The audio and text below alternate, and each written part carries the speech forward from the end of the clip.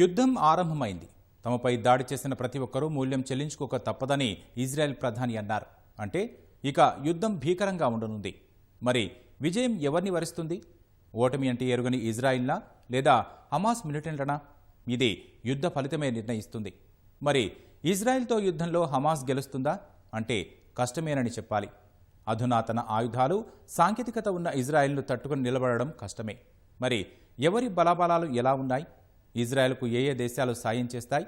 Israel తీవ్రస్థాయిలో పాలస్తీనాపై దాడి చేస్తే ఈసారి ఆక్రమణ ఎక్కడి వరకు ఉండే అవకాశం ఉంది? పూర్తిగా ఈ దాడిని ఎలా చూడవచ్చు?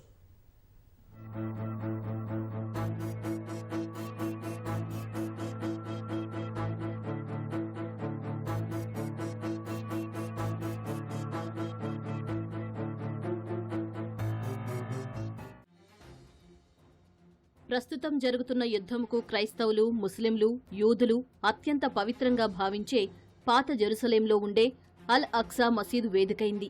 అయితే ఘర్షణంతా ఈ అల్ అక్సా మసీదు, దాని ప్రాంగణం గురించే. ఇస్లాం మతస్థులకు అత్యంత పవిత్ర స్థలాల్లో అల్ అక్సా ఒకటి. అదే సమయంలో యూదులు ఈ ప్రాంతాన్ని టెంపుల్ మౌంట్గా అభివర్ణిస్తారు.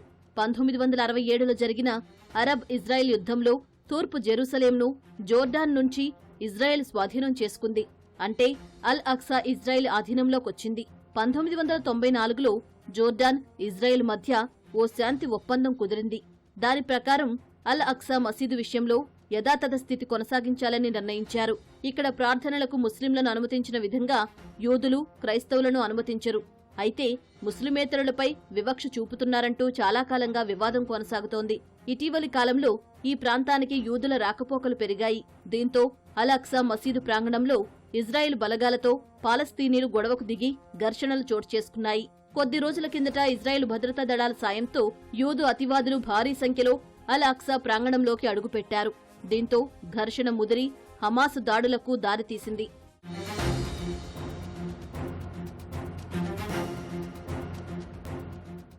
ప్రస్తుత హమాస్ దాడులతో ఒక్కసారిగా ఉలిక్కిపడిన ఇజ్రాయెల్ ఆ దాడులను తిప్పుకొట్టే ప్రయత్నం చేస్తోంది. అయితే ఇప్పటివరకు ఓటమి అంటే ఎరుగని ఇజ్రాయెల్కు ప్రస్తుత దాడి ఒక చిన్న ఆపరేషన్ మాత్రమేనని నిపుణులు భావిస్తున్నారు. దానికి కారణం ఇజ్రాయెల్ సైన్యం, వారి వద్ద ఉన్న ఆయుధాలు, అధునాతన టెక్నాలజీ. ప్రధానంగా వీరి వద్ద 1,60,000 మంది సైన్యం ఉండగా రిజర్వ్ బలగాల రూపంలో మరో 4,65,000 మంది సైన్యం ఉన్నారు. వీరంతా ఆ దేశ పౌరులు కావడం విశేషం. అలాగే రాఫెల్ యుద్ధం విమానాలు, USF-15, 3,000 వివిధ రకాల యుద్ధ ట్యాంకులు, బాలిస్టిక్ క్షిపణులు, ఐరన్ డోమ్ గగనతల రక్షణ వ్యవస్థ, న్యూక్లియర్ వెపన్స్ తదితర అధునాతన ఆయుధాలు ఉన్నాయి. ఇవి కాకుండా వారి ప్రధాన ఆధారం మొసాద్ ఏజెన్సీ. ప్రపంచంలోనే అత్యంత శక్తివంతమైన సీక్రెట్ ఏజెన్సీల్లో ఇది ఒకటిగా చెబుతారు. ఇలా అనేక విధాలుగా పటిష్టంగా ఉన్న ఇజ్రాయెల్ను పాలస్తీనా అడ్డుకోవడం కష్టంగానే కనిపిస్తోంది.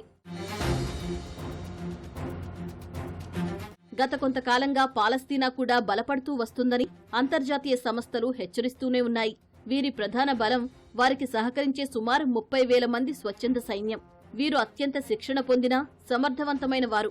హమాస్ ఆయుధాల్లో ప్రధానమైనవి నేల నుంచి నేల మీద లక్ష్యాలపైకి ప్రయోగించే సామర్థ్యమున్న రాకెట్లు, 72 వరకు యుద్ధ ట్యాంకులు, ఫీల్డ్ ఆర్టిలరీ, 62,200కు పైగా రాకెట్ ప్రొజెక్టర్స్ లాంటి తదితర ఆయుధాలు ఉన్నాయి.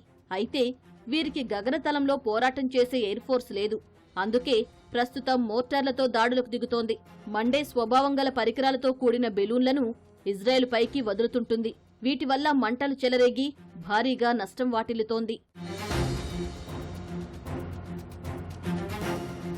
హమాస్కు సాయం చేస్తున్న దేశాలలో తుర్కియే ఒకటి. ఇది హమాస్కు క్షిపణులు, యుద్ధ ట్యాంకులు, ఇతర ఆయుధాలను సరఫరా చేస్తోంది. ఇక ఇరాన్ కూడా హమాస్కు ఆర్థికంగా, సైనిక పరంగా సాయం చేస్తుంది. ఆర్థికంగా పెద్ద మొత్తంలో సాయం చేస్తున్న దేశాల్లో ఖతార్ ఉంది. వీటితో పాటు లిబియా, సిరియా కూడా సాయం చేస్తున్నాయి. ఈ దేశాలు హమాస్కు మద్దతివ్వడానికి ప్రధాన కారణం హమాస్ను ఒక స్వాతంత్ర్య పోరాట సంస్థగా చూడటమేనని నిపుణులు చెబుతున్నారు. నేరుగా ఇజ్రాయెల్ను ఏం చేయలేని దేశాలు పరోక్షంగా దాడులకు సహకరిస్తున్నాయనేది ప్రధాన వాదన. హమాస్ ద్వారా ఈ ప్రాంతంలో ఇస్లామిక్ సామ్రాజ్యాన్ని పునరుద్ధరించడానికి దీనిని ఒక పావుగా వాడుకుంటున్నారని కూడా చాలా దేశాలు పరోక్షంగా ఆక్షేపిస్తున్నాయి. అనేక దేశాలు హమాస్ను ఒక ఉగ్రవాద సంస్థగా గుర్తించిన ఖతార్కు అరబ్ దేశాల నుంచి వ్యతిరేకత వచ్చినా ఇవి వాటి ప్రయోజనాలను మాత్రం ఆపడం లేదు. కానీ పాలస్తీనీలు పెద్ద ఎత్తున హమాస్ను వ్యతిరేకిస్తున్నట్లు పలు అంతర్జాతీయ సంస్థలు వెల్లడించాయి.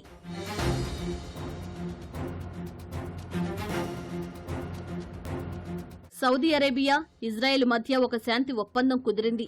దీని ప్రకారం మధ్య ఆసియాలో శాంతి ప్రక్రియకు ఇది దోహదం చేస్తుందని అంతా భావించారు. 1948లో ఇజ్రాయెల్ ఏర్పడిన తర్వాత సౌదీ అరేబియా ఇజ్రాయెల్ను ఒక చట్టవిరుద్ధ దేశంగా గుర్తించింది. ఇజ్రాయెల్తో సంబంధాలను నిలిపివేసింది. కానీ 2020లో అమెరికా అధ్యక్షుడు డొనాల్డ్ ట్రంప్ తిరిగి రెండు దేశాల మధ్య సయోధ్య కుదర్చడానికి ప్రయత్నించాడు. ఈ ప్రయత్నాలలో భాగంగా United Arab Emirates, Bahrain, Morocco ఇజ్రాయెల్తో శాంతి ఒప్పందాలు కుదుర్చుకున్నాయి. అలా 2023లో సౌదీ అరేబియా, ఇజ్రాయెల్ మధ్య కూడా ఒక శాంతి ఒప్పందం ముగిసింది. కానీ ప్రస్తుతం తిరిగి హమాస్ దాడులతో ఈ అంశం మళ్లీ తెరపైకొచ్చింది. ఒక పక్కన శాంతి మంత్రం జపిస్తున్న అరబ్ దేశాలు పాలస్తీనాను కట్టడి చేయడం లేదనే వాదనలు వినిపిస్తున్నాయి. ఇప్పటికే అమెరికాతో సహా భారత్, చైనా కొన్ని దేశాలు దాడిని తీవ్రంగా ఖండించాయి. ఇజ్రాయెల్కు పూర్తి మద్దతును తెలిపాయి. ఇజ్రాయిల్లో ఒక ప్లాన్డ్ మిలిటరీ స్ట్రక్చర్ ఉంది. నేవీ పరంగా అయితేనేమి కానీ, మిలిటరీ పరంగా అయితేనేమి కానీ, మోడర్న్ ఇన్ఫ్రాస్ట్రక్చర్ అయితేనేమి కానీ, టెక్నాలజీ అయితేనేమి కానీ, లేటెస్ట్ వెపన్స్ అయితేనేమి కానీ, ఇజ్రాయిల్ కంప్లీట్గా స్ట్రెంగ్తెన్గా మనకి కనిపిస్తుంది. అలాగే ఇప్పటి వరకు జరిగిన యుద్ధాలన్నిటిలోనూ ఇజ్రాయిలే విక్టరీ చూసింది అని మనం ఇక్కడ గమనించాలి. అయితే ఇది కేవలం ఈ యుద్ధ బలాబలాలకి అనుకూలంగా ఈ రిజల్ట్ ఉండకపోవచ్చు. ముఖ్యంగా చాలా జియోపొలిటికల్ టెన్షన్స్, ఇంటర్నేషనల్ ఇంటర్వెన్షన్స్, అలాగే ఇప్పుడున్నటువంటి రీజనల్ కాన్ఫ్లిక్ట్స్, అలాగే ఇతర దేశాల యొక్క ఇంటర్వెన్షన్స్, వీటి అన్ని ఫలితంగా ఈ యుద్ధం యొక్క రిజల్ట్ ఆధారపడి ఉంటుంది. ప్రస్తుతం జరుగుతున్న యుద్ధంతో ఇజ్రాయెల్ పాలస్తీనాలో ఎంతవరకు మళ్లీ భూమిని ఆక్రమిస్తుందో ఇప్పుడే చెప్పలేం. ఎందుకంటే యుద్ధం జరిగిన ప్రతిసారి ఇజ్రాయెల్ తన విస్తీర్ణంను పెంచుకుంటూ పోతోంది. ప్రస్తుతం ఉన్న పరిస్థితుల్లో యుద్ధం ఇలాగే కొనసాగితే గాజా స్ట్రిప్, వెస్ట్ బ్యాంక్లోని కొన్ని నగరాలు, గ్రామాలు, జోర్డాన్ నదీ తీరంలోని మరికొన్ని ప్రాంతాలను కూడా కలుపుకునే అవకాశం ఉంది. అయితే ఎక్కువ భూభాగాన్ని ఆక్రమిస్తే అంతర్జాతీయంగా అనేక దేశాలు వ్యతిరేకించే అవకాశం ఉంది. దీనిని ఇజ్రాయెల్ ఎలా ఎదుర్కొంటుందో చూడాలి. ముఖ్యంగా పాలస్తీనా ప్రజలు తిరగబడతారా లేదా సహకరిస్తారా అనేది కూడా ఇక్కడ ప్రశ్నార్థకమే. లేదంటే ఇజ్రాయెల్ను, తమ భూభాగం నుంచి హమాస్ను తరిమికొట్టి తమకు జరిగిన నష్టానికి పగ తీర్చుకునే అవకాశం కూడా ఉంది. కానీ ఇది ఇప్పుడే చెప్పలేని స్థితి. భవిష్యత్తులో జరిగే పరిణామాలే వీటి లెక్కలు తేల్చాల్సి ఉంటుంది.